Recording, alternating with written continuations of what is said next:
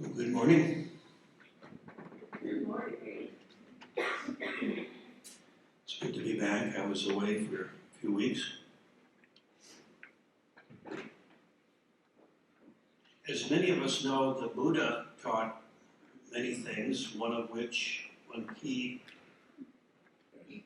piece of his teaching was the teaching of impermanence, that all things change, and that indeed change is the very essence of everything that we experience.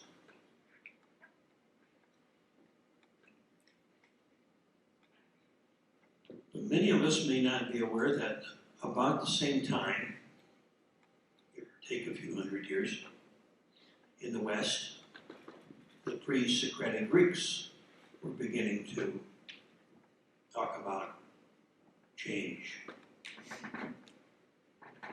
Didn't call it impermanence per se, but they talked about how the phenomenal world is a world of change. And one philosopher in particular, named Heraclitus, was well known for his teachings about change. And back to this day, you may recall some of his teachings that have made it into our vernacular today. Things such as, the only thing certain is change. Or you never step into the same river twice. That's Heraclitus. So, today I think Heraclitus would not change his teaching. In fact, I think his teaching would be obvious that all things are changing. And in particular, in our world today, as we look around us, we see change taking place at a breathtaking pace. Sometimes the mind is with, how do I keep up? Changes in technology, social changes, political changes. And yet, in spite of all the changes around us, there's an even greater change taking place within us. In fact, I believe the changes around us are simply a mirror, reflection of much deeper, profound change taking place within the human psyche. So we all know this. We're all in the midst of it. And yet, paradoxically, very few of us have ever been taught how to handle change wisely. Most of us struggle with change, and the reason we do is usually because we've been taught a lot of things in our conditioning. Change is dangerous, or change is bad, or the changes shouldn't happen. And even if we haven't been taught that, change can be challenging because it puts us in touch with what we fear most as human beings.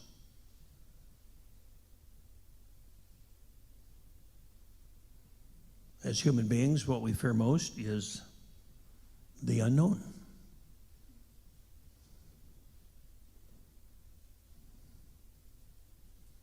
And there's a reason for this. The reason is that we have, like all species, evolved ways to survive. Obviously, the human species has been around for hundreds of thousands of years. And we've not only survived, but we've dominated the planet. Not because we have evolved bigger wings or thicker fur or bigger teeth or sharper claws. You know, our bodies are really pretty puny compared to most animals. And yet, we're in charge, as it were. Why is that? Well, obviously, it's because we have evolved a brain. We have evolved the ability to think, to imagine, to create a virtual world internally.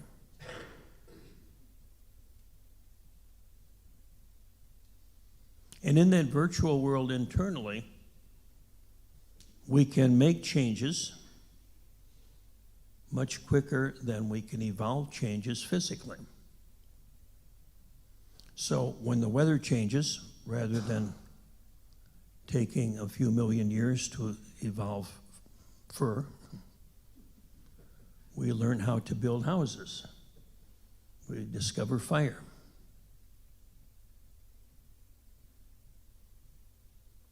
We create clothing. So we can adapt as human beings, we can adapt to our environment much more quickly than animals can. The changes in our environment, that is. And so because of our adaptability, we've been able to survive virtually anywhere on the planet. So our ability to understand is our ability to survive.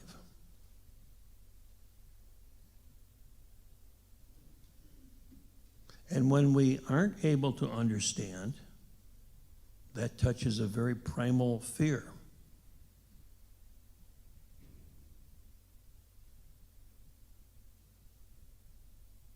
When we are confronted with the unknown,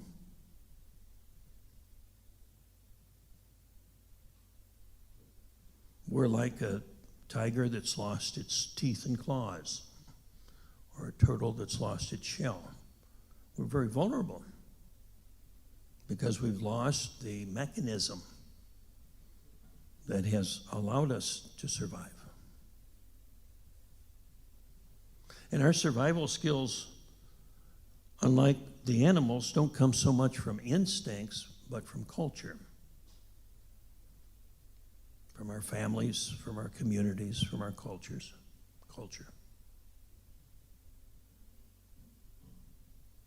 So without these, we feel like we're traveling without a map. Feel like all of a sudden I'm in unknown territory and I've lost my GPS signal. Boom. You know, in the olden days, we used to pull over to the side of the road and grab your map out of the glove box. Remember that? You just unfold it. And you say, oh, okay, where are we? You know, we look around. Then we locate where we are and where we want to go, and then we try to fold the map back up again. You know how that goes.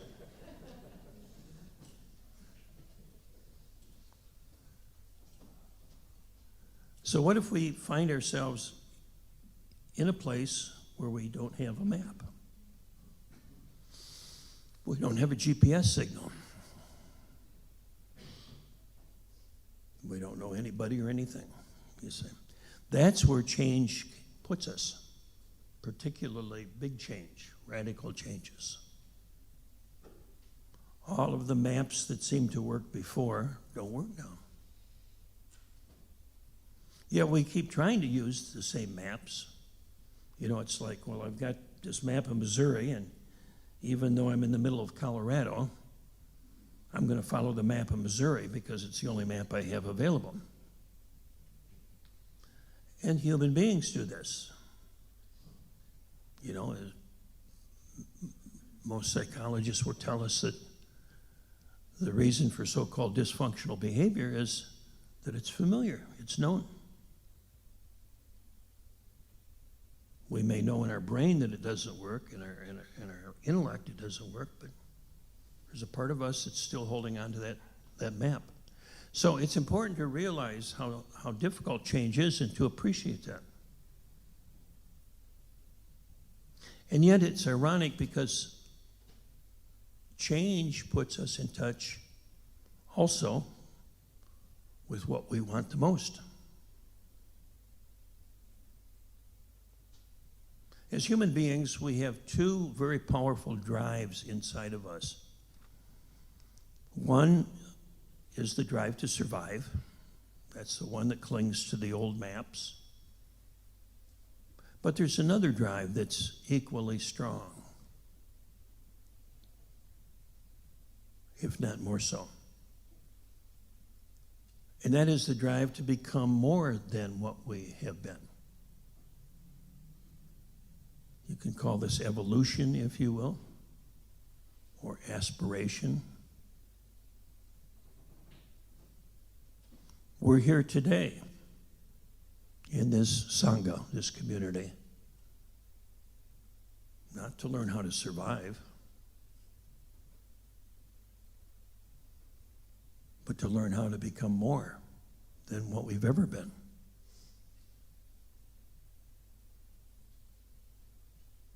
So what we really want requires change, and yet change is what scares us the most. So we have this push-pull, this love-hate relationship with change. And the story of our lives and the history of the human race, to a large extent, is just how we've gone back and forth with this conflict between two opposing energies. You know, as the Christians would often say, everyone wants to go to heaven, but nobody wants to die to get there. Right? Yeah. And we Buddhists might say everyone wants to be enlightened, but no one wants to let go of their ego. We all want an enlightened ego, right? We want to take it with us. So that's the great paradox, is that we're confronted with this.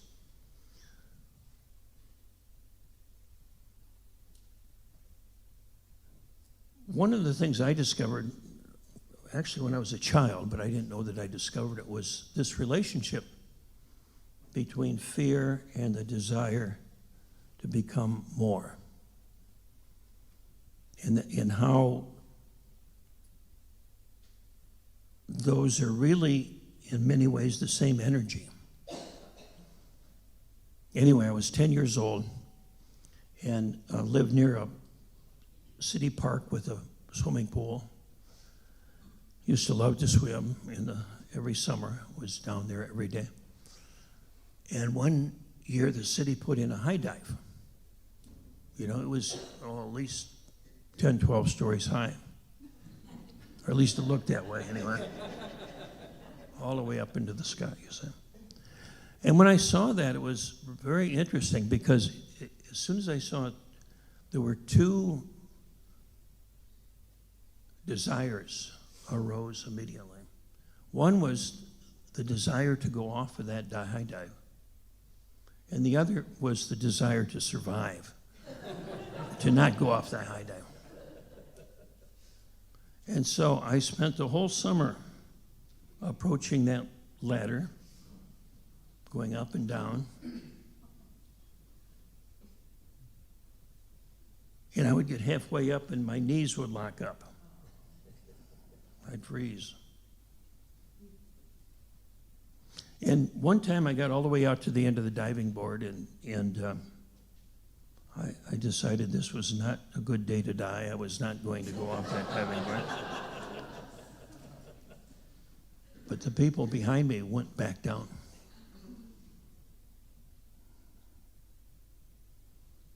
So there was only one way to go, over the edge. So, being a good Catholic, I crossed myself and went over. And it was very frightening, you know. Felt like I was dying. And I hit the water with a big belly flop that was very painful, and went all the way down, head over heels, down to the bottom of the pool, convinced this was the end of my life, short as it was. But something very interesting happened just about the time I was seeing my parents crying over my casket and the priest, blessing me and all that. I started to come back up. I didn't know what to do with that. I started to come back up, and my head shot out of the water, my body shot out of the water almost fully, all the way up to here. And I went, wow, that was fun.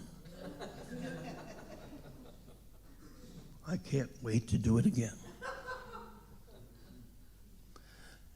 So I ran back to the diving board, and what I discovered was that even though I couldn't wait to do it again, the fear did not go away completely. And what I felt was a combination of fear and excitement. And each time I would go back to that diving board, I'd feel more excitement and a little bit less fear. And I began to see how that fear converted into excitement.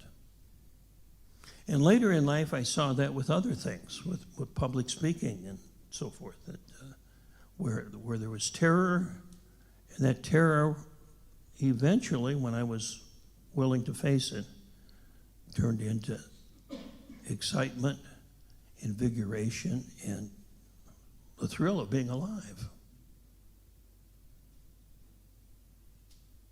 And so I realized, without knowing that I realized it, that fear and excitement, fear and the fullness of life, what we want most, is the same energy. It's the same energy.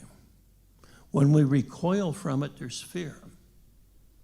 When we embrace it, there's excitement, there's aliveness, there's a vibrancy. So, we can't make the fear go away. We can try, but it doesn't. It's very primal, it's very deep. It's wired right into our bodies. But we can decide what meaning we give to that fear. And so as we experience change, whether it's wanted or unwanted change, just notice what we feel around facing the unknown and the uncomfortableness, the anxiety.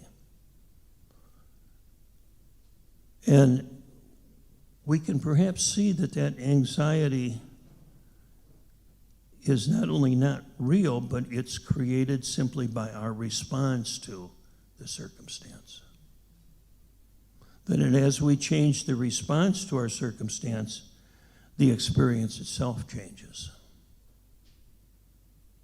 And the paradox of change is that what we fear the most turns out to bring us alive more than anything else we can imagine. So I want to close with this very brief quote that I recall from reading the book Illusions many years ago. Some of you may be familiar with it. And the quote is this: what the caterpillar calls the end of the world, what the caterpillar calls the end of the world, the master calls a butterfly. And so I invite you to be present, keep your heart, your mind open, and thank you for sharing your practice with us this morning. Thank you for being here.